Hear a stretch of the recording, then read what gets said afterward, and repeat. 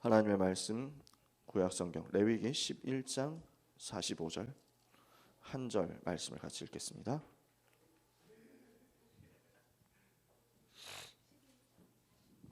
구약성경 레위기 11장 45절의 말씀.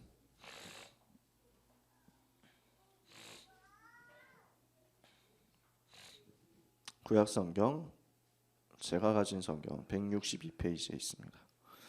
구약성경 레위기 11장 45절 한 절의 말씀 다 찾으셨으면 함께 읽겠습니다. 나는 너희의 하나님이 되려고 너희를 애굽 땅에서 인도하여 낸 여호와라. 내가 거룩하니 너희도 거룩할지어다. 아멘. 하나님이 우리에게 거룩을 명령하십니다. 왜 그러냐? 이거 가지고 있으면 현장 변화시킬 수 있기 때문에 그렇습니다. 현장을 변화시키는 거룩의 능력을 우리 이 아침에 예배하는 참사랑 가족들이 체험하시게 되기를 바랍니다. 거룩이라는 비밀을 가지고 있으면 현장을 살릴 수 있습니다. 왜 그렇습니까? 지금 시대가 너무 거룩하지 않거든요. 이 시대의 흐름이 거룩하고 너무 멀어요. 거룩하면 재미없다 소리 듣습니다. 조금 더 나가면 거룩하면 비난받습니다. 그 정도로 타락됐어요. 거룩한 게 원래 인간에게 주어진 정상적인 모습인데 지금은 거룩하면 굉장히 이상한 사람 취급받습니다. 그런 만큼 시대가 타락으로 크게 오염되어 버렸거든요. 그런데 이 타락 시대 가만히 놔두면 어떻게 됩니까? 반드시 재앙 올 수밖에 없잖아요. 시대마다 타락했을 때 분명히 멸망이 왔거든요. 타락이 극에 달했을 때 재난이 오고 멸망이 왔습니다. 지금도 마찬가지죠. 좁은 지역에서도 계속 어려움이 옵니다. 예를 들어서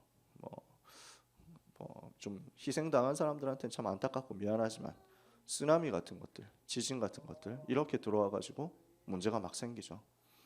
그렇게 되는 배경이 있습니다. 이 시대의 영적인 흐름이죠. 구약시대 때 노아 홍수 사건 잘 아시잖아요. 너무 타락했기 때문에 무너질 수밖에 없었죠. 소돔과 고모라 무너질 수밖에 없었죠. 이스라엘이 노예되고 포로되고 속국된 현장, 복음을 놓치니까 이 타락으로 가는 거예요.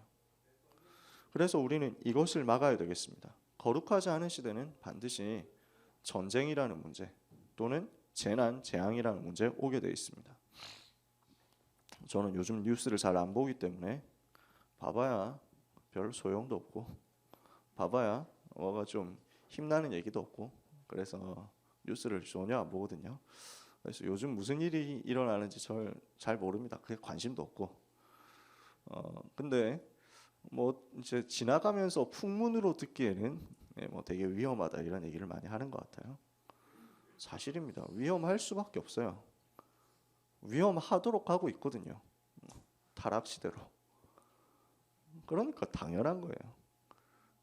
전쟁이 안 일어나면 그게 좀 비정상이다 싶습니다. 너무 타락했기 때문에. 현장이 너무 오염됐기 때문에. 성도들마저도 그렇잖아요. 제일 대표적인 것 중에 하나가 성도들이 우리는 안 그렇습니다만 여러분 안 그렇습니다만 바깥에서 그렇죠. 술 같은 것에 대해서 너무 관대합니다. 술 취하지 말라 이는 방탕한 것이다 분명히 성경이 밝혔는데 너무 아무렇지도 않게 별로 죄의식이 없이 술에 치네요. 한국 사회 전체가 그렇죠. 사실은 한국 시대 전체가 사실 성경에서 술 먹지 말라는 얘기는 안 했거든요. 성경에서 뭐 예수님도 포도주 드셨고 그렇잖아요.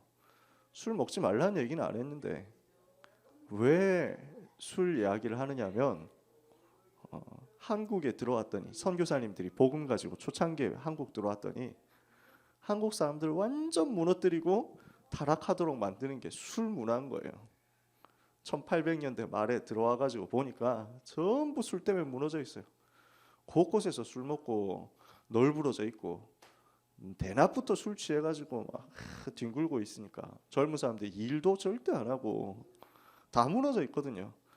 좀 돈 생기면 술 먹고, 좀 돈 남으면 이거 가지고 도박하고, 얼마나 악한지. 그러니까 애들까지 술 먹고 돌아다니고, 요만한 애들이 담배 피고 돌아다니고 이러니까, 술, 담배 이게 성경에는 안 나오는 얘기인데 선교사님들이 딱 보니까 요대로 가면 이거 올 수밖에 없겠다라고 본 거예요.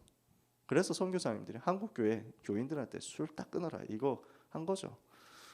그렇게 지도하기도 전에 사실은 1907년에 평양에서 부흥운동이 일어날 때 성령 충만 받아버리고 나니까 사람들이 어떻게 됐냐면 술부터 다 끊은 거예요.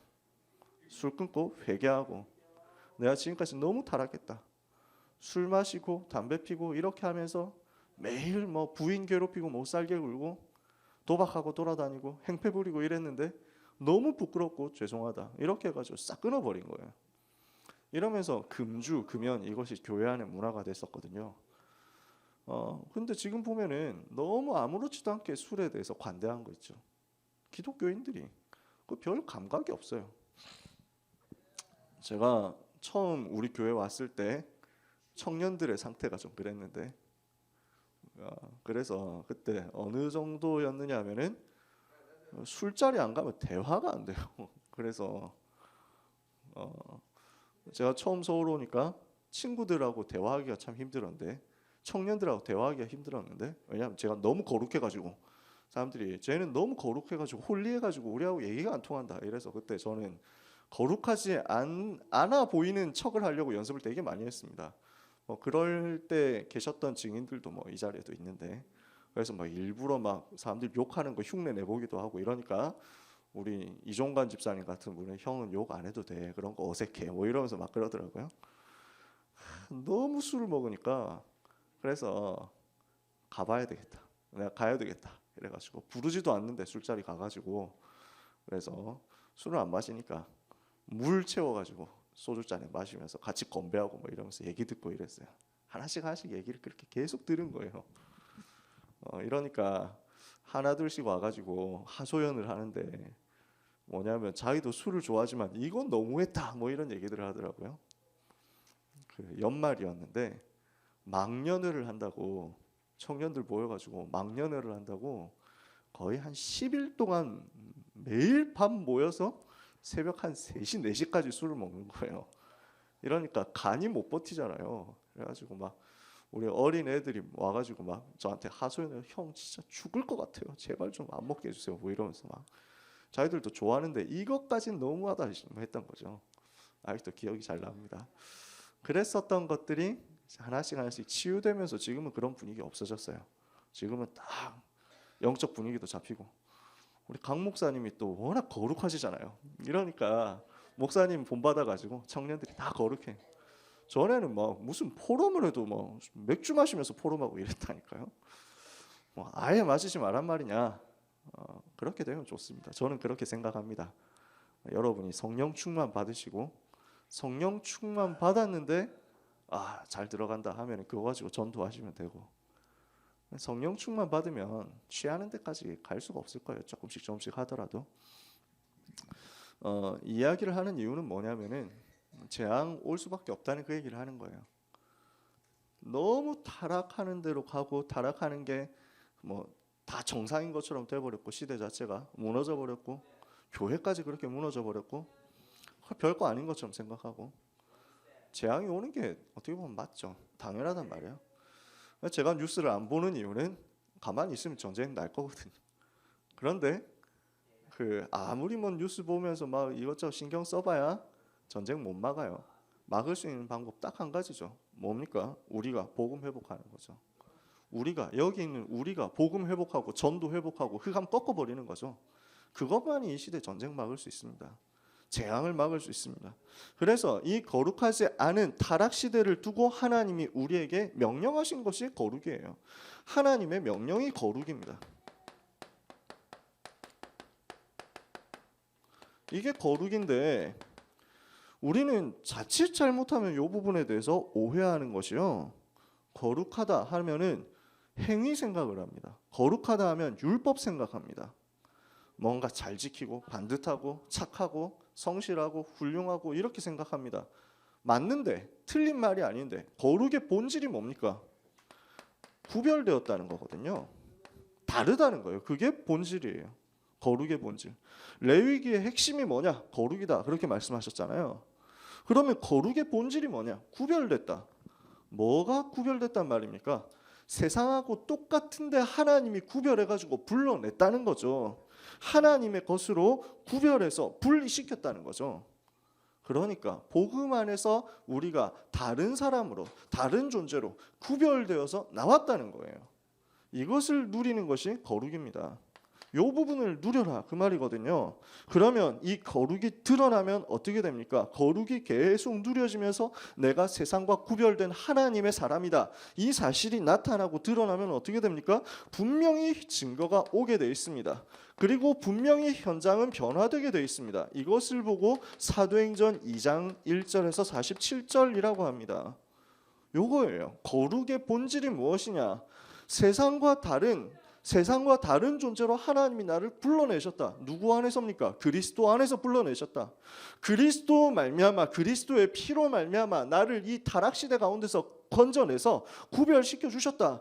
이 사실을 계속 누리고 있으니까 어떻게 됩니까? 언약 붙잡고 계속 누리고 있으니까 드러나요. 하나님의 성령의 능력이 드러납니다. 거룩에는 능력이 있거든요. 이 거룩의 능력이 드러나니까 오순절 날이 이미 이름에 성령 충만 와버리는 거죠. 이것을 가지고 현장을 변화시켜라, 그것입니다. 그래서 하나님께서 이 비밀을 누리라고 광야 40년을 허락하신 것입니다. 뭐하라고 그랬습니까? 거룩이 무엇인지를 알고 거룩으로 각인 뿌리 체질을 변화시켜서 이 거룩의 비밀을 가지고 가나안 땅 정복하고 살려내라, 이것이죠. 오늘 우리는 현장 정복해야 되겠습니다. 가나안 현장을 정복해야 되겠습니다. 우리에게 맡겨주신 이 지역, 이 땅을 정복해야 되겠습니다. 여러분 살고 있는 그 동네를 정복해야 되겠습니다. 그래서 여러분을 중직자로 불렀잖아요.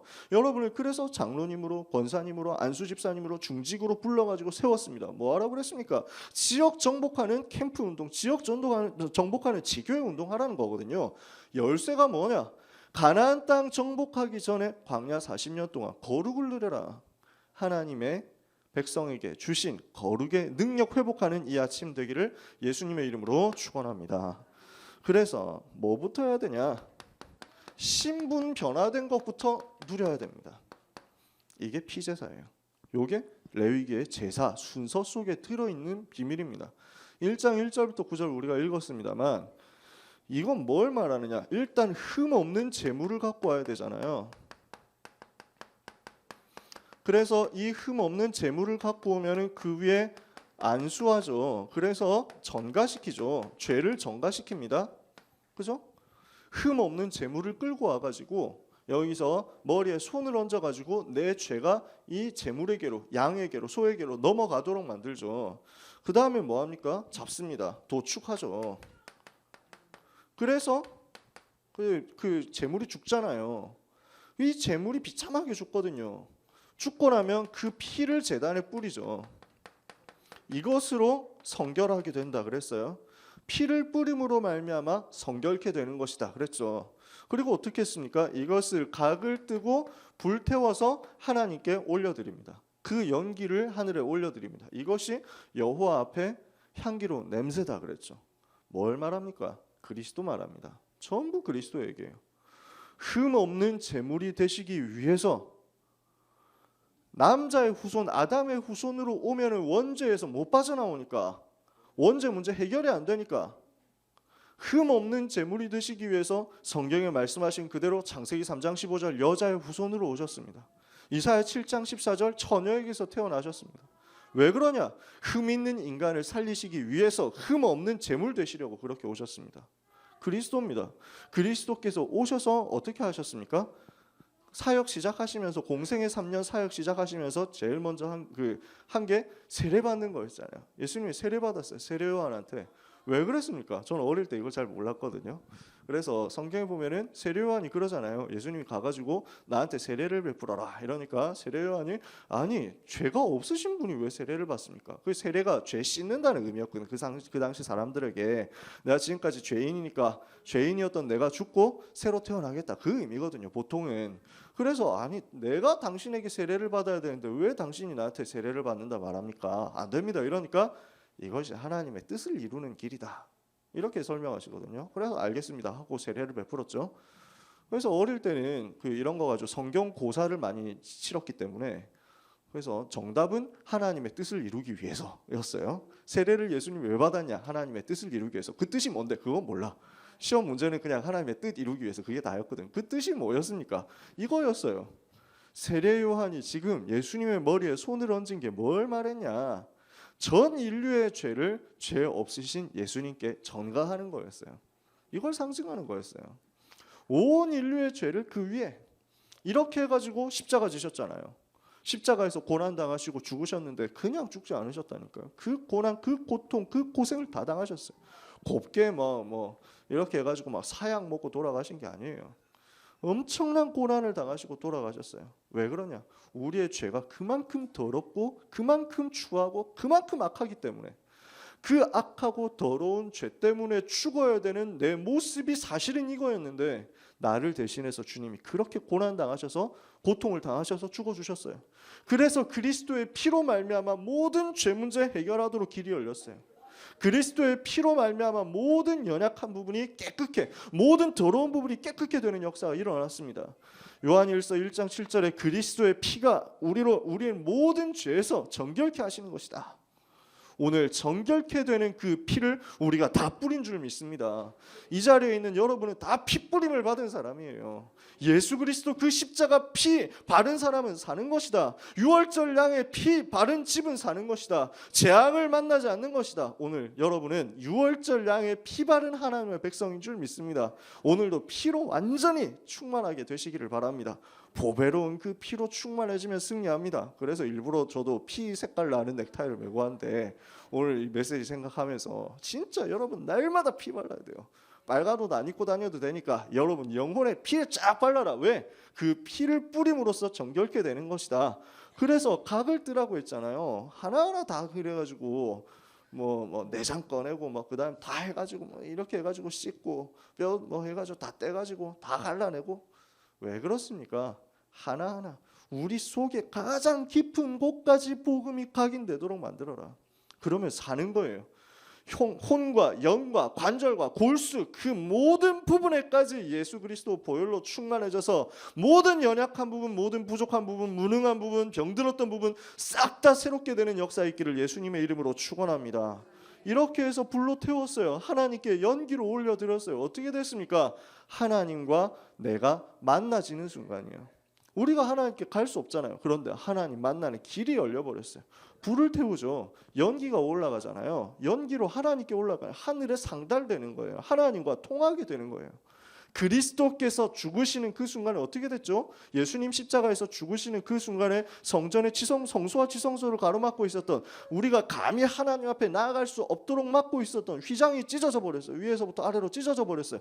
하나님께 나아가는 새롭고 산 길이 열린 것이다. 히브리서에 그렇게 얘기했습니다. 그죠? 히브리서 10장 19절 20절에 하나님께로 나아가는 새롭고 산 길이 열렸다. 휘장이 그의 육체였다.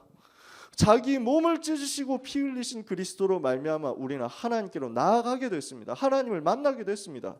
이 5가지 예배 드리는 순서, 제사 지내는 순서 전부 그리스도 십자가 대속을 상징하는 거였어요. 이해가 되시죠? 뭘 말하냐? 거룩으로 나아가려면 예수 그리스도 그 보배로운 피로 말미암아 신분이 변화되어야 되는 것이다. 여러분은 그리스도 십자가 그 보혈로 말미암아 신분 변화돼서 마귀 자녀에서 하나님 자녀된 하나님의 백성인 줄 믿으시기 바랍니다. 그래서 우리는 하나님과 화목하게 됐어요. 예수의 피로 말미암아 하나님과 화목하게 되고 운명 사주팔자에서 빠져나오게 되고 애굽의 노예 상태에서 빠져나오게 됐습니다. 원색 복음을 날마다 붙잡아야 됩니다. 그래서 시간마다 우리는 원색 복음 붙잡아야 돼요. 오직 복음 말하고 오직 복음 붙잡고 오직 복음을 더 드러내고 더 치열하게 나타내야 됩니다. 시대가 가면 갈수록 이거 약화시키거든요.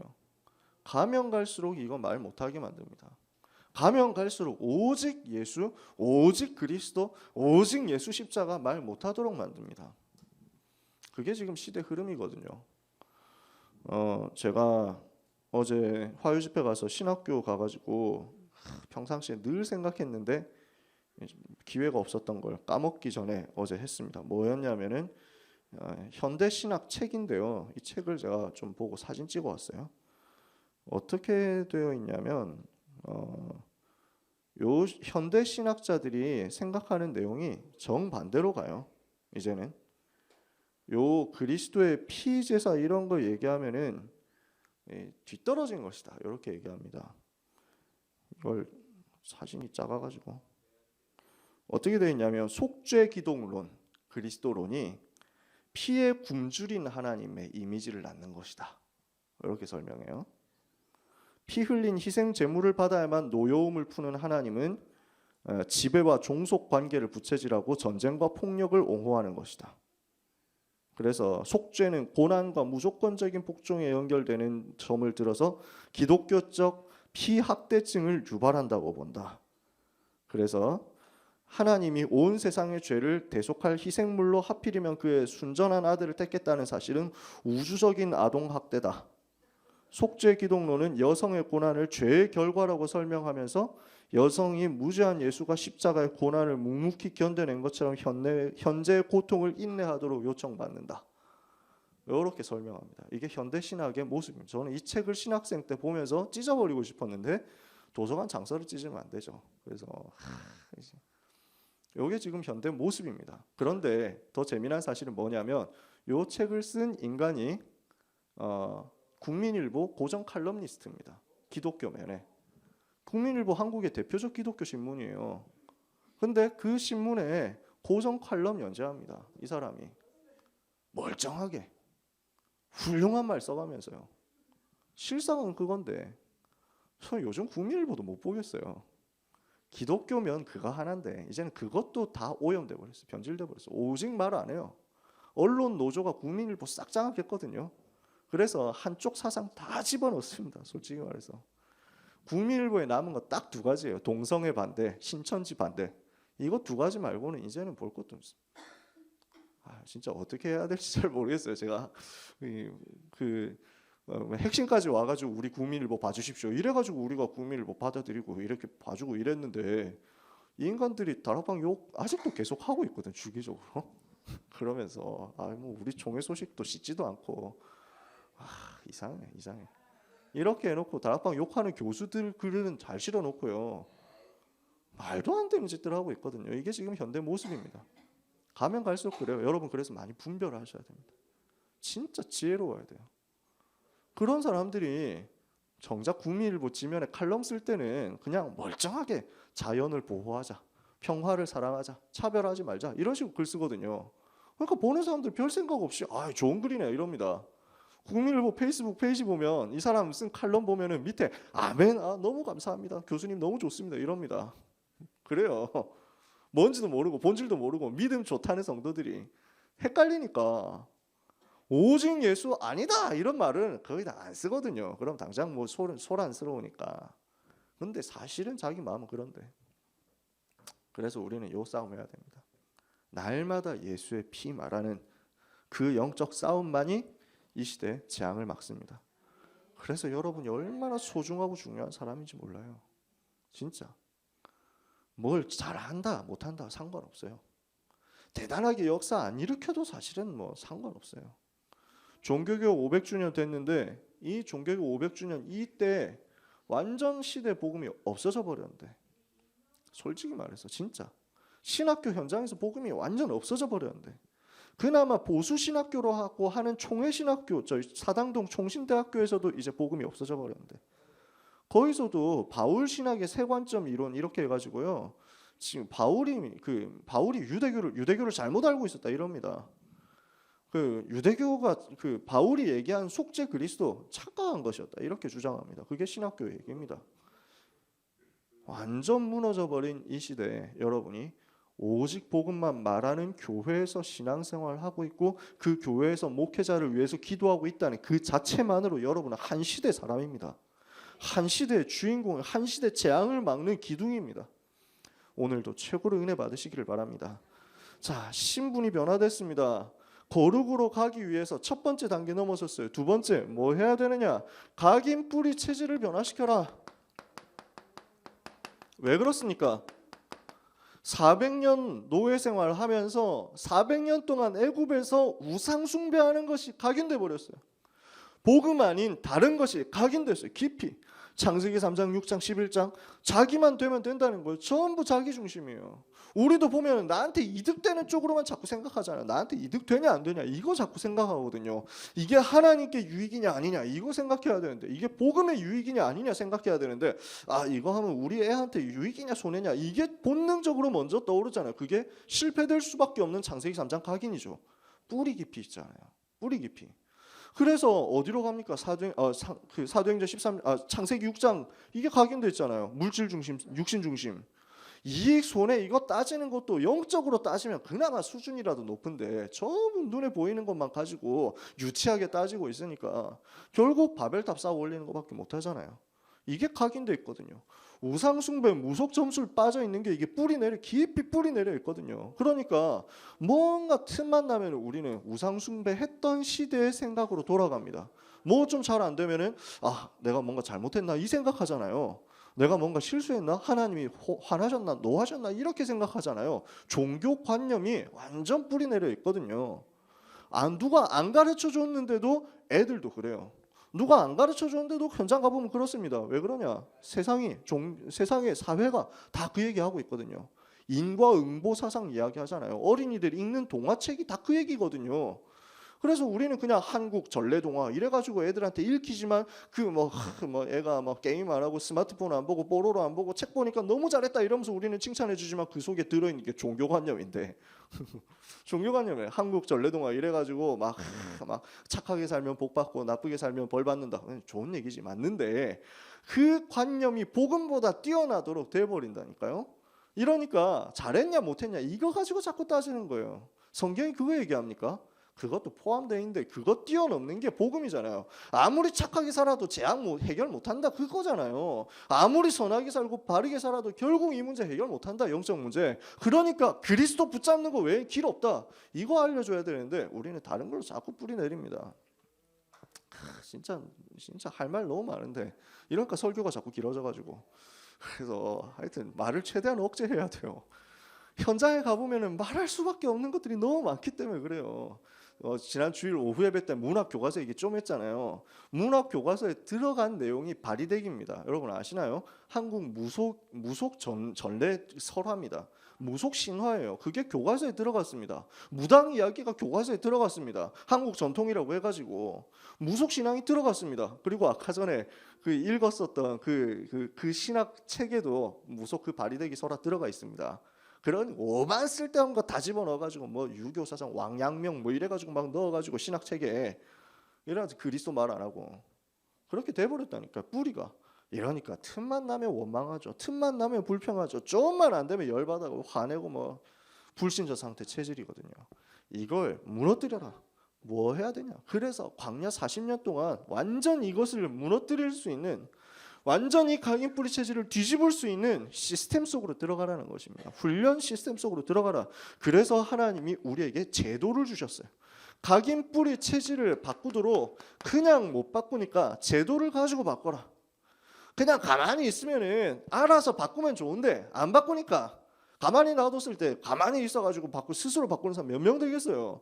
이러니까 시스템을 줘가지고 이 속에 들어오면 바뀌어 가도록 하나님이 만들어 주셨어요. 그게 제도거든요. 그래서 하나님이 우리에게 주신 중요한 제도가 제사입니다.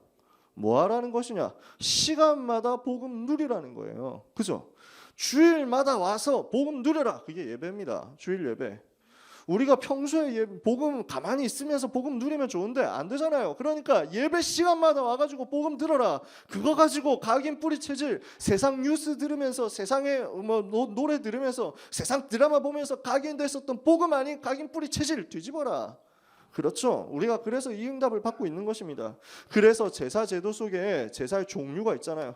제사의 방법 있잖아요. 이거 가지고 뭐 해야 됩니까? 복음을 깊이 누리고 사실적으로 세밀하게 발견하고 체험해라는 것입니다. 이걸 가지고 평상시에 누려라. 제사 종류 5가지 나왔잖아요. 뭐였습니까? 안 외워도 돼요. 네, 안 외워도 돼요. 저도 잘 안 외워져요. 그래서 이번 주에 메시지 나왔기 때문에, 그리고 이번 주에 메시지 나온 것 가지고 저도 계속 얘기하기 때문에 기억나요. 네, 기억나는데 평상시에는 기억 잘 안 나요. 신학교에서 분명히 배운 것 같은데 기억이 잘 안 나요. 여러분이 오죽하겠어요? 괜찮아요. 보면은 그 월요일날 지교에서도 얘기했는데, 기독교 방송 이런 거 틀어보면은 그 세상 기독교 방송 틀어보면은 맨날 이런 거 가지고 강의해요. 그래서 막 청중들이 앉아 있거든요. 그럼 목사님이, 강사한 목사님이 해가지고, 여러분 지난주에 얘기했는데 5가지 제사 뭐였죠? 이러면은 막 사람들이 대답해요. 막 번제, 뭐 그다음에 뭐 소제, 속제제, 속번제, 화목제요. 뭐 이러면은 그랬어요. 그 뭐라고 했죠? 번제의 의미는, 그러니까 그거죠. 이러니까 막 사람들이 뭐 이러면서 막 다 뭐 무슨 아침마당 보는 것처럼 뭐 그렇게 돼 있어요. 이래가지고 뭐 한다니까요. 그렇지. 또 인사도 하고 뭐 이런다니까요. 그러니까 이렇게 해가지고 이거 외우는 게 다 돼 있어요. 외워야 됩니까? 안 해도 돼요. 뭐 의미하느냐? 복음이구나. 이거 하면 돼요. 그런데 또 너무 모르면은 사람들이 좀 기존 신자들 만나가지고 팀 사역하는데, 근데 막 갑자기 맞아, 화목제는 아세요? 뭐 이러면서 하면은 갑자기 좀 당황될 수 있잖아요. 그런 것도 모르면서 팀 사역하냐고 이러면 당황될 수 있으니까 잠깐만 기다려봐요. 그 복음으로 다 나와 있다니까 하면서 성경책 속에 집어넣었던 이번 주 강단 메시지 녹취록을 펴내면 됩니다. 그러라고 이번 주에 자세하게 말씀을 해주셨잖아요. 여러분 외울 필요는 없는데, 누가 질문하면은 그래, 그거 몰라도 그리스도 붙잡으면 돼 이렇게 하면 되는데, 그렇게 했을 때 약간 좀 없어 보일까봐, 그래서 여러분이 자신 있게 가지고 다니시라고 그런 거예요. 그래서 항상 갖고 다니세요. 이번 주에 메시지 너무 중요해요. 7대 절기까지 들었어야 되는데 시간 없어가지고 못 들어가지고, 그래서 제가 부탁했습니다. 이번 주나 언제든지 꼭 한번 7대 절기 목사님 해주세요. 꼭 해주세요 이랬다니까. 그래가지고 해야 돼요. 뭐 몰라도 되는데 궁금한 사람들이 있을까봐 다 적어놨으니까 외우지 마시고 그냥 들고 다니시면 돼요. 어디 복사해가지고 뭐 하시든지 하여튼 하세요. 뭐냐? 전부 복음이에요. 번제 뭐 하자는 겁니까? 원죄 문제 해결. 원죄 문제를 해결하자는 거죠. 번제, 소제 이거 가지고 하나님께 감사하면서, 돈 없는 사람, 이거 뭐 재물 바칠 돈이 없는 사람 밀가루라도 하나님께 드리면서 복음 누려라 이거잖아요. 화목제, 하나님과 나와의 상태를 회복하는, 영적 상태 회복하는 거잖아요. 영적 관계를 회복하는 거거든요. 3가지 있다 했잖아요. 감사제가 있고 서원제가 있고 낙헌제가 있고, 뭔가 특별한 좋은 일이 생겼다, 감사제. 그 다음에 하나님 앞에 기도하는 제목이 있다, 서원제. 그 다음에 범사에 감사하는 것, 낙헌제. 이렇게 해가지고 쭉 하나님께 드리는 거죠. 그리고 속죄제 있고 속건제 있는데, 저도 이게 2개가 헷갈려가지고 하여튼 제가 이걸 녹취록 갖고 올라왔어야 되는데 그래서 자범죄 문제 해결하는 거, 그러면서 피해를 배상하는 거 이렇게 들어있다 그랬잖아요. 그러면서 방법 4가지 나왔죠. 방법 4가지 뭐였습니까? 안 외워도 돼요. 괜찮아요. 뭐였습니까? 라고 물어본 이유는 뭐냐면, 뭐였습니까? 하면서 제가 기억할 시간을 벌려고 그런 거예요. 영업 비밀이 다 폭로되는데 뭐가 나옵니까? 제일 처음에 화제였잖아요. 불태워서 드리는 거. 그 다음에 거제, 순서 바뀐 것 같은데 요제, 그리고 전제. 그래서 이걸 뭘 말합니까? 또 각각 뭘 말합니까? 뜨겁게 하나님께 예배하는 거. 그렇게 설명해 주셨잖아요. 거제, 손을 하나님께 높이 들고. 요제, 몸 찬양하면서 흔들어가면서. 전제, 그래서 오직 복음 누리는 거, 뿌리는 건데. 그래서 바울이 나중에 자기 순교하게 됐을 때 전제로 드림이 가까워졌다 이렇게 얘기하잖아요. 복음을 위한 제물로 드려질 때가 가까이 왔다 그 얘기죠. 요 제사 제도를 가지고 뭘 하자는 것이냐? 평상시 복음 누리는 예배를 하라는 거예요. 그것만 기억하면 돼요. 원죄 문제 해결하고 자범죄 문제 해결하는, 재앙 문제를 막는 오직 복음이 선포되는 예배를 가지고 시간마다 내가 하나님과 소통되는 영적인 비밀을 가지고 있으면 됩니다. 두 번째, 뭐가 있었습니까? 절기가 있어요. 이 부분은 뭘 말하느냐? 7대 절기 있었잖아요. 그래서 저도 이번 주에 7대 절기 좀 다시 봤어요. 성경에 레위기 23장 있더라. 오늘 새벽에 같이 얘기했었죠. 오늘 새벽에 읽었잖아요. 7대 절기 뭐였습니까? 제일 처음에 나오는 게 유월절, 무교절, 초실절, 그 다음에 오순절, 그 다음 나팔절, 그 다음에 대속죄일, 마지막이 수장절 이렇게 되거든요. 이 7개나 돼요. 외우기 얼마나 힘듭니까? 그래서 외우기 쉬우라고 3가지만, 유월절, 오순절, 수장절 이렇게 3가지만 외우면 돼요. 왜 그러냐면 첫 번째 유월절 기간을 자세히 나누면 유월절, 무교절, 초실절 이렇게 돼 있어요. 어떻게 돼 있냐면은 아주 정확한 건 정 목사님 나중에 설명해 주실 거예요. 저는 너무 감사해요. 저는 공부하기 싫은데 목사님이 공부 다 해가지고 알려주시니까 받아 적기만 하면 돼요. 너무 감사한 거 있죠. 7대 절기 꼭 해주십시오. 제가 속셈을 가지고 그래서 얘기를 했다니까요. 근데 제일 처음 나오는 게 유월절, 피 바르죠. 그 다음 날 그게 저녁이에요. 그 저녁 1월 14일 저녁이 유월절, 그 다음에 15일 하루가 무교절, 그 다음 날이 초실절인데 꼭 그 다음 날은 아니지만 첫 이삭을 거둬가지고 하나님께 드리는 거거든요. 그게 초실절이에요. 첫 이삭을 하나님께 드린다. 무교절은 뭐죠? 이거 설명 다음에 시간 여러분들 12시에 집에 가셔야 되는데 설명 다 할까요? 아니면 일찍 집에 갈까요? 자, 무교절, 무교병 먹는 거죠. 왜 먹습니까? 시간 없으니까. 반죽해 부풀어 오를 시간이 없어요. 왜 시간이 없죠? 빨리 출애굽하라고 했거든요. 왜 출애굽하라고 했어요? 양에 피 발랐거든요. 6월절 저녁에 양에 피 발랐죠. 피 바르고 나니까 그날 밤에 그 양에 피 안 바른 집에서는 다 천사가 가가지고 장자를 다 쳤잖아요. 삶 죽었죠. 이러니까 그날 밤 지나고 새벽에 바로 그 밤중에 거의 새벽 되기도 전에 바로가 불러가지고 빨리 데리고 나가라.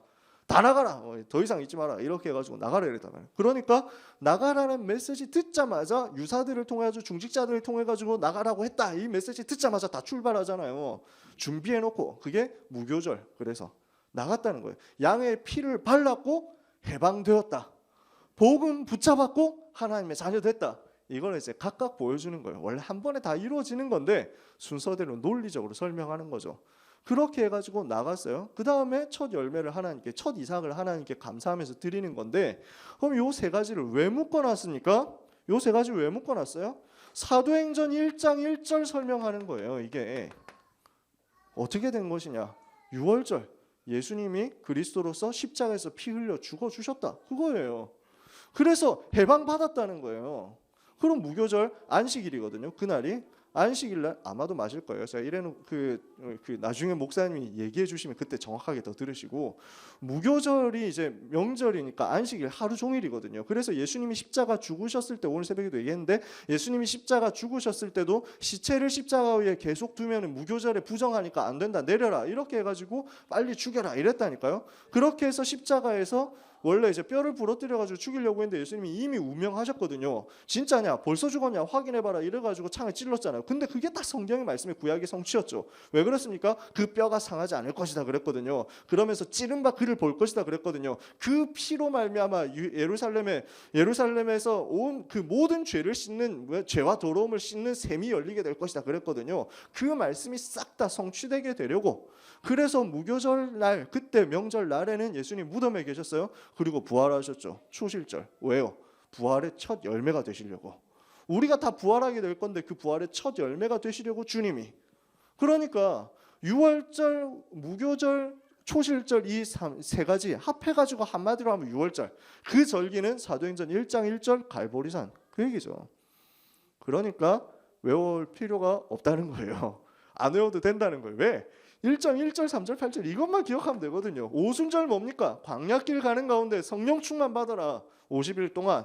그래서 77, 49 해가지고 7번 안식일 지나고 그 다음 날이 오순절이잖아요. 안식 후 첫날 초실절 부활하셨죠. 그 부활한 날.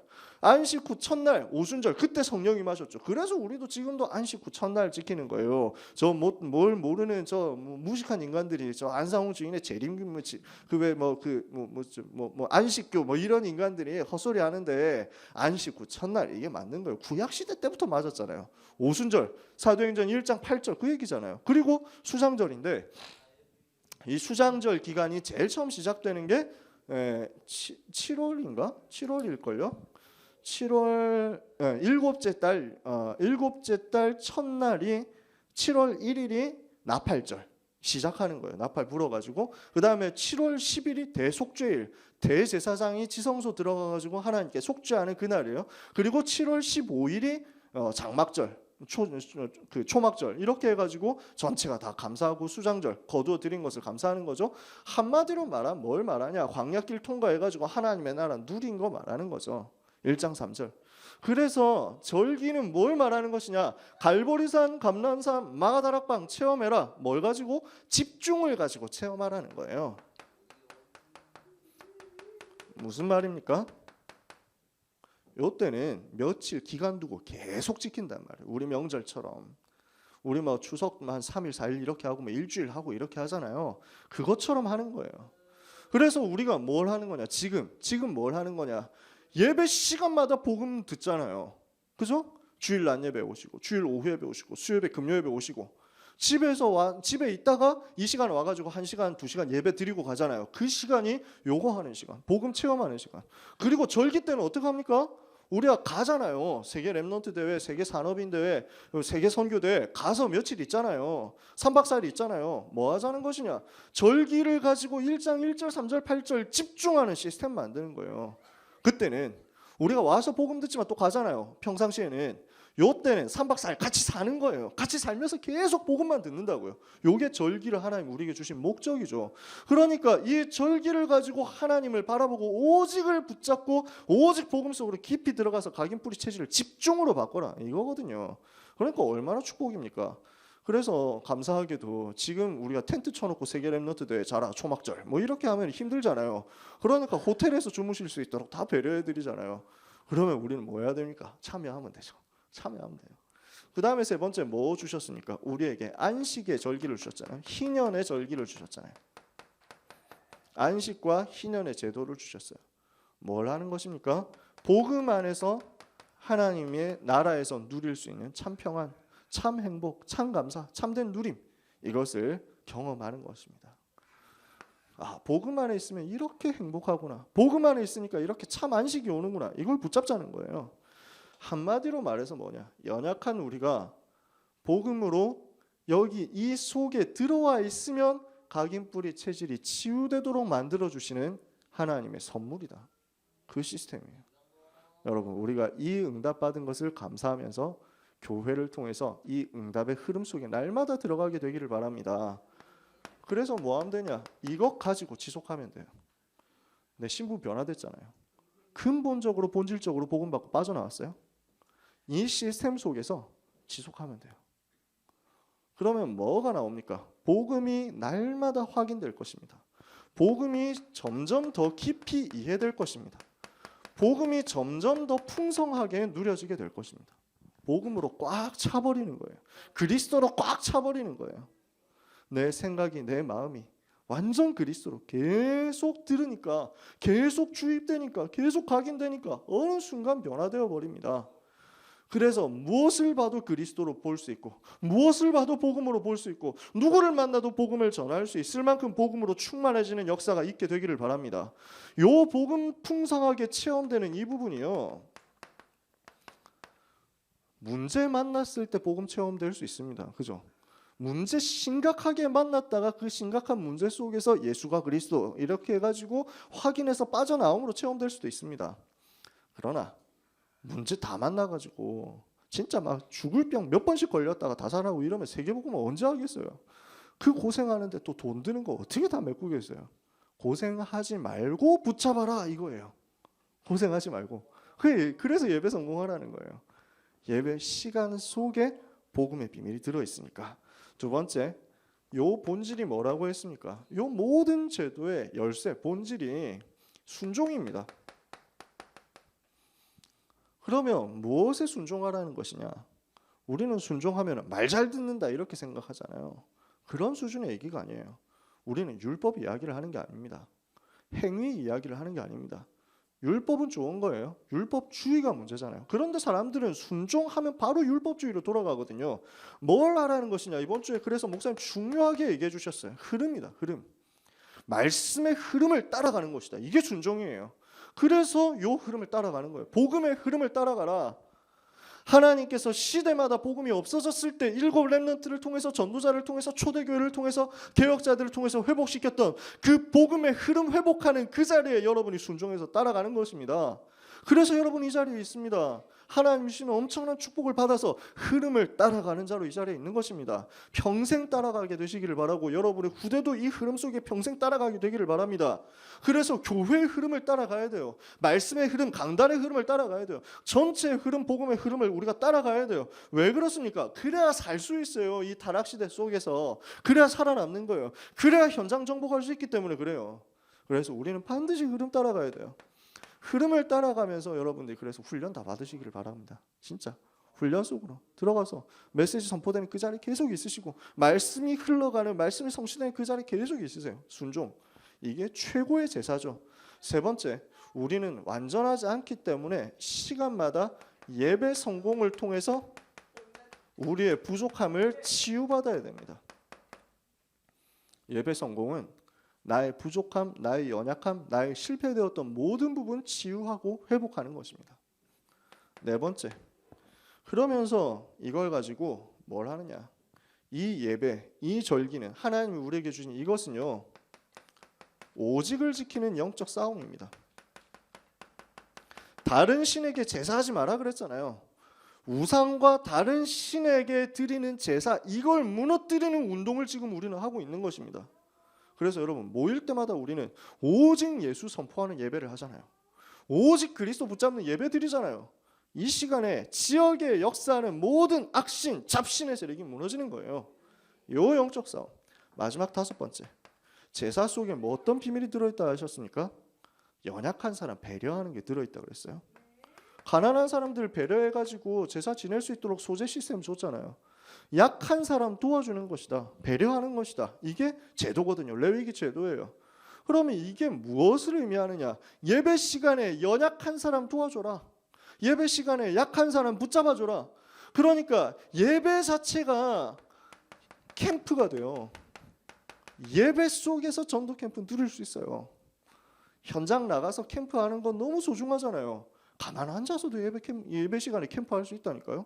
새신자, 연약한 자, 낙심된 자, 렘넌트, 예배 성공 못하고 있는 사람, 응답 못 받고 있는 사람 찾아내가지고 같이 예배하고 같이 배려하고 연약한 사람 도와주는 그게 캠프예요. 얼마나 쉽습니까? 가까이 다 있다니까요. 이것을 가지고 내부를 다 살려내라. 지금 우리 주일 낮 예배 드리는 한 300명 되는 성도님들이 만약에 전부 성령 충만 받아가지고 현장 변화시킬 수 있는 요원 됐다. 그러면 얼마나 역사 일어나겠어요? 안에 다 제자 있잖아요. 한 명씩 한 명씩 연약한 사람 배려해서 살려내는 것입니다. 전도자의 삶으로 승리하시기를 예수님의 이름으로 축원합니다. 말씀을 마치겠습니다. 그래서 우리는 뭐 해야 되냐? 결론에서 주셨던 말씀이 교회 정체성, 교회 천명. 그죠? 우리가 이걸 언약으로 붙잡았잖아요. 정체성 뭐였습니까? 전도하는 교회, 남은 자의 교회, 오직 복음 붙잡는 교회. 그럼 이게 사도행전 11장 19절 안디옥 교회잖아요. 어떻게 했어요? 스데반의 일로 일어난 환난으로 말미암아 복음 때문에 생명 건 사람들이란 말이죠. 흩어진 자들이 남은 자란 말이죠. 이 사람들이 모여가지고 어떻게 했습니까? 안디옥에 이르러 도를 유대인에게 전하다가 이방인에게도 전해가지고 복음을 운동하겠다. 전도하는 교회. 우리 교회가 그래서 그 말씀 받고 저는 한 주간 묵상하니까 되게 감사하더라고요. 우리 교회가 안디옥 교회 같은 교회였구나. 잘 몰랐는데 알고는 있었는데 성경을 통해서 이렇게 역사를 통해서 우리 교회 50년 역사를 통해서 확인되니까 되게 뿌듯하더라고요. 우리 교회가 안디옥 교회 같은 교회구나. 여러분 그 자부심 가지시기 바랍니다. 그게 정체성이에요. 그러면 어떻게 됩니까? 천명. 하나님이 우리에게 주신 전도복지로 치유하고 선교사 파송으로 현장 세계 살리고 그리고 렘넌트 세워가지고 재앙 맞고 요거 하는 열쇠가 뭐냐? 요거 하는 방법이 뭐냐? 예배 성공이라고 했잖아요. 그래서 여기 계신 분들이 사실 핵심이시죠. 남자 사명자들 제외하고는 이 자리에 계신 분들이 거의 핵심 멤버들 아닙니까? 모든 공예배 회복시키는 주역이 되시기 바랍니다. 이번 주 강단 말씀 붙잡고. 왜 그래요? 예배가 나 주일 날 예배 드렸어요 라고 할 수 있는 게 아니잖아요. 종류가 5개나 있었는데 이 시대만 해도. 그러니까 이걸 가지고 각각 다르게 언약 붙잡고 복음 선포하면서 지역의 흑암 세력 무너뜨리고 영적 분위기 바꿀 수 있는 거예요. 전부 다 의미가 있어요. 그러니까 모든 예배를 성공시키는 운동이 우리한테 일어나야 돼요. 그래서 수요 예배, 금요 예배 분위기를 살리고 회복시키고 다 응답받도록 만들어 버려야 돼요. 이게 진짜 캠프예요. 수요 저녁일 저녁쯤 되면 수요 저녁 예배 때는 가끔씩 그런 분들이 오세요. 그냥 지나가다가 들어온 분들이 있어요. 가끔씩 이사 왔다가 교회를 알아본다 하면서 수요 오전 예배 있는 교회 많지 않으니까 수요 저녁에 좀 와요. 예배 분위기 보려고. 뭐 앞에 회사 사람들이 오기도 하고 이래요. 그런데 대부분 그 인도하면서 표정을 보면 그 사람들이 대부분 와가지고 당황해요. 왜냐? 사람이 너무 없어. 교회가 되게 큰데 사람이 왜 이렇게 없냐? 걱정하는 거예요. 사람들이 내가 여기 오면 안 될 것 같다. 이런 눈빛으로 딱 앉아 있다니까 진짜로요. 그럼 이제 그런 눈빛이 보이다 보니까 항상 설교 시작할 때 얘기해요. 설교 시작할 때나 광고할 때나 꼭 얘기하는 게 오전에 많은 분들이 오셔서 뭐 이래가지고 저녁에는 이제 직장인분들 중에 막 이래. 오전에 많이 왔다 이래가지고 막 얘기를 해야 돼. 좀 구차하잖아요. 저녁 예배 살려야 된다니까. 그래서 집에서 뒹굴고 계시는 남자분들 쓸데없이 야구 중계 보지 말고 쓸데없이 게임하고 있지 말고 다 예배 드리도록 만드세요. 이 말을 했다가 이제 주일날 핍박받겠지. 저는 야구도 봐야 돼요. 이 사람들 힘든데 남자들 힘든데 너무 스트레스 주지 말고. 근데 살살살살 이래서 막 이남 목사님이 예배 드리라고 했는데 지금 여기서 뭐 하고 있어? 뭐 이러면서 막 하지 마시고. 그럼 진짜 저는 욕 먹습니다. 다시는 이분들이 제 말을 안 듣게 됩니다. 그렇게 하지 마시고 지혜롭게 이래가지고 수요일 저녁에 강요한 목사님 캠프 메시지 주시는데 너무 좋다 이러면서 막 같이 가자 이래가지고 같이 김요셉 목사님 복음 메시지 하는데 너무 좋고 또 막 다른 사람하고 다르게 메시지가 너무 깔끔하게 빨리 정확하게 끝난다. 원색 복음만 가지고 딱 짧게 메시지 주시니까 힘난다. 그러니까 제가 들었는데 예전 교회가 엄청 부흥된대요. 왜 그러냐 이러니까 목사님이 그 이제 우리 장규선 목사님 이제 은퇴하시고 장기훈 목사님 같이 이제 목회 이어받아 가지고 하시는데 장규선 목사님은 메시지 너무 좋은데 1시간씩 하셨는데 장기훈 목사님은 30분도 안 돼서 끝내신다고. 교회가 막 힘을 얻고 살아났대요. 그래서 그 말을 듣는 순간 내가 부흥을 맡고 있는 사람인가 이래서 저는 아무튼 그랬네. 그래요. 너무 좋아요. 그래서 막 예배 성공시켜야 돼요. 수요 저녁 예배, 금요 심야 예배 와가지고 다 기도해야 돼 이 시간에. 그래서 뭐 할 말은 더 많지만 여러분 승리하시기 바랍니다. 그리고 두 번째 예배 왔어요. 모든 예배 순서를 성공시켜라. 그죠? 예배 순서마다 여러분 잘 하시잖아요. 그래서 유 목사님 오셔가지고 칭찬하셨잖아요. 이 칭찬, 이 듣기 힘든 칭찬이거든요. 보면 알아요. 우리가 다락방 짬밥이 얼만데 유 목사님 표정을 30년을 봐왔는데 보면 알죠. 저게 진짜인가 하는 말인가 보면 알거든요. 이래가지고 막 참 은혜롭습니다. 뭐 이럴 수도 있는데 참 감사합니다. 뭐 이렇게 하고 지나갈 수도 있는데 너무 잘했다고 칭찬하는데 그렇게 행복하게 칭찬하신 거 저는 거의 드물게 본 것 같아요. 유 목사님 칭찬 잘 안 합니다. 절대 안 해요. 찬양을 아무리 은혜돼도 칭찬 안 합니다. 칭찬할 때 딱 어떤 때 있냐면은 좀 새로 들어온 전문인이 있을 때 이래가지고 솔로를 했다 이러면은 좀 칭찬해 줍니다. 안 하면 상처 받으니까. 그럴 때 빼고는 절대 칭찬 안 해요. 근데 우리 와가지고 예배 분위기하고 예배 순서하고 안내하는 분들도 그렇고 성가대도 그렇고 교회가 살아있는 것 같다 이랬는데 뿌듯하더라고. 우리 교회가 역시 우리 성도님들 예배 성공하는 게 너무 잘했다 싶더라고요. 그렇게 계속 해주시기 바랍니다. 계속 매주 한복 입고 오시면 너무 예쁠 텐데 너무 바라지는 않고요. 근데 진짜 제가 너무 좀 아쉬웠어요. 뭐가 아쉬웠냐면 제가 수줍은 사람이기 때문에 별로 그렇게 생각 안 하시겠지만 저는 수줍음 타는 사람이거든요. 여러분들이 예쁘게 해오셨어도 너무 예쁘시네요 이런 말을 저는 못합니다. 안 합니다. 쪽팔려가지고. 그 생각이 여러분들 너무 예쁘게 입고 오셨는데 사진이라도 같이 찍을 거예요. 한 장도 안 찍었잖아요. 제가 부끄러워가지고 바쁘신데 내가 또 같이 찍자고 한 민폐지 뭐 이러면서 막 이랬다니까요. 아쉽더라고요. 너무 잘하셨어요. 뭐 매번 그렇게 안 하셔도 되니까 성공은 예배 순서 성공. 마지막 세 번째, 그러면서 해야 되는 게 있는데요. 헌금에 성공하시기 바랍니다. 그래서 예물을 하나님께 드리잖아요. 예물의 종류가 다 있죠. 종류가 다 있어요. 그래서 여러분이 목적 헌금 의미 있게 종류별로 헌금을 가치 있게 드려보세요. 저는 헌금 봉투 딱 만들어가지고 여러 개 만들어가지고 드릴 때 되게 행복해요. 되게 감사해요. 헌금 그 봉투 되게 자세하게 만들어가지고 하는 게 되게 기뻐요. 저는. 그래서 여러분이 헌금의 응답을 받아보시기 바랍니다. 이게 얼마나 축복된 건지 여러분도 아시죠? 체험해가지고 전달해야 돼요. 이 부분을 체험해서 전달하면 후대는 살아나요. 이 세 가지가 여러분이 증인이 돼가지고 체험해서 후대에게 전달해 주세요. 그래야 후대가 헌금해야 될 이유 알죠. 예배 참석해야 될 이유 알죠. 예배 참석 안 하고 그 시간에 뭐 합니까? 뭐 진짜 뭐 바쁜 일이 있다. 이해하죠. 너무 막 공부가 많다. 이해합니다. 근데 안 그러잖아요. 그냥 방바닥에서 배 긁고 누워 있는데 뭘 돌아다니면서 막 심심하다 할 거 없나 이러면서 리모컨을 그렇게 세리 돌리면서 예배는 안 나오시잖아요. 그런 남자들, 그런 후대들 살려내야 돼요.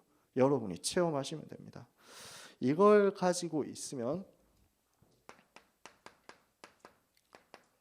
거룩이 드러날 것입니다. 거룩함이 드러나요. 이걸 가지고 현장 변화시키는 거죠. 그래서 후대가 예배에 생을 걸도록 만들어야 되겠습니다. 예배를 치열하게 드리도록 만들어야 되겠습니다. 예배 시간에 생명 걸도록 이 예배가 하나님을 만나는 최고의 시간이라는 것을 깨닫고 이 예배 시간에 생을 걸도록 야곱이 천사하고 씨름하면서 나에게 축복 주지 않으시면 나는 축복 주실 때까지 나는 안 놓아줍니다. 놓아줄 수 없습니다. 하고 매달리고 생을 걸었던 것처럼 그날 밤에 신분이 바뀌어서 야곱이 이스라엘로 뒤집어지는 역사가 일어났던 것처럼 예배 시간마다 하나님을 붙잡는 역사가 우리 후대에게 있게 되기를 바랍니다. 이 원색적인 예배, 치열한 예배, 예수의 보혈이 뚝뚝 떨어지는 예배를 통해서 모든 재앙 떠나가는 역사가 있게 되기를 예수님의 이름으로 축원합니다. 기도하겠습니다. 하나님 감사합니다. 큰 은혜 주시고 그리스도 안에서 그 보배로운 피로 말미암아 우리의 생명이 살아나게 하시니 감사합니다. 이것을 누리는 예배하게 하시니 감사합니다. 이 예배를 가지고 이 제도를 가지고 절기를 가지고 복음 누리는 집중을 회복하게 하여 주옵소서. 복음에 집중함으로 말미암아 각인뿌리 체질을 바꾸는 역사가 일어나게 해 주옵소서. 원색 복음 회복함으로 말미암아 지역과 현장의 영적인 분위기를 바꾸고 재앙을 막는 역사가 일어나게 하여 주옵소서. 예수 그리스도의 이름으로 기도합니다. 아멘.